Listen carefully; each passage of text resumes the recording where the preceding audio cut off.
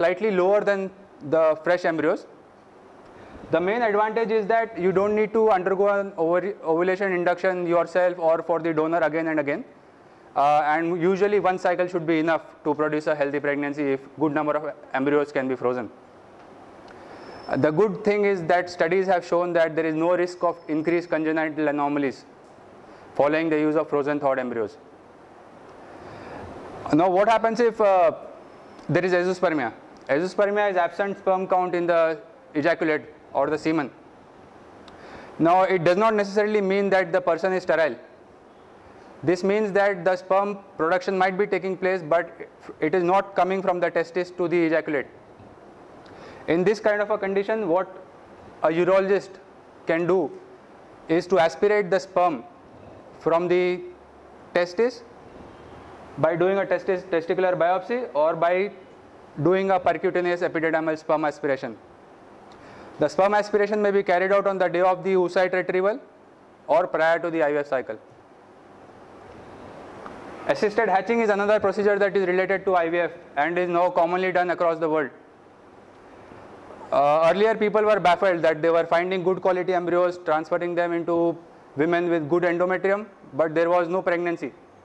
Then a reason was thought that it might be because the embryos are not hatching.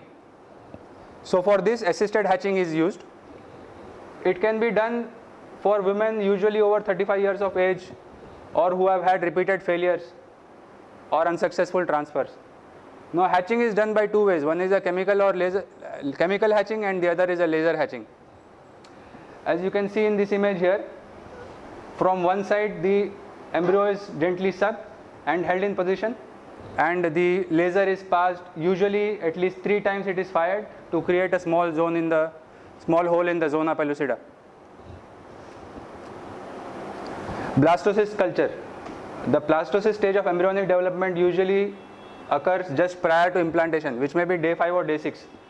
It is an embryo made up of 80 to 100 cells and reaches this stage 5 to 6 days after fertilization. However, on day 2 or on day 3, the embryo needs to be transferred to a special blastocyst medium for further growth to take place, because additional requirements are there for the embryo at that time. The advantage of the blastocyst transfer is that it allows for you to select, or the embryologist to select, the best quality embryo and then transfer it. It also helps in reduction of twins and triplets. The disadvantage is that monozygotic twinning can occur. The chances are less, but it can occur. Pre-implantation genetic diagnosis has turned out to be a big boon for couples who are at a risk of having a child born with a genetic or chromosomal disorder. The only options earlier were chorionic villus sampling or amniocentesis. These are invasive and not the first choice anymore, because if the patients can afford it, they get to know before the embryo transfer that the embryo is going to be having some abnormality, so the embryo is not transferred. Earlier, the only option was, when this kind of a condition was detected at 17-18 weeks of pregnancy, to do a therapeutic abortion, but this is not required anymore. So how does it work, PIGD? A single blastomere is removed from the embryo and tested prior to transfer. Commonly the chromosomal abnormalities, trisomy 13, 18 and 21 are diagnosed. Where a lot of common genetic disorders can also be tested. But nowadays this is a specialty, and with a lot of genetic labs developing newer probes all the time, even the rarest of conditions can now be diagnosed. Oocyte freezing or egg freezing is another emerging technology. The oocyte is more sensitive to cryopreservation than the embryo because of the higher water content in the egg, which predisposes it to ice crystal formation and subsequent damage. Now, who does it benefit? Egg freezing. Women undergoing cancer treatment to preserve their fertility, for younger women who are career minded and want to preserve their fertility for the future. Couples undergoing IVF sometimes prefer to freeze egg instead of embryos once their family is completed, as it would be emotionally easier to discard frozen eggs instead of embryos. Now we come to oocyte scoring and embryo grading. Now oocyte or the egg the factors that are included in the evaluation by an embryologist are the cytoplasmic dysmorphisms, extracytoplasmic dysmorphisms, and the oocyte corona cumulus complex. So as you can see, this is the signs of a mature oocyte.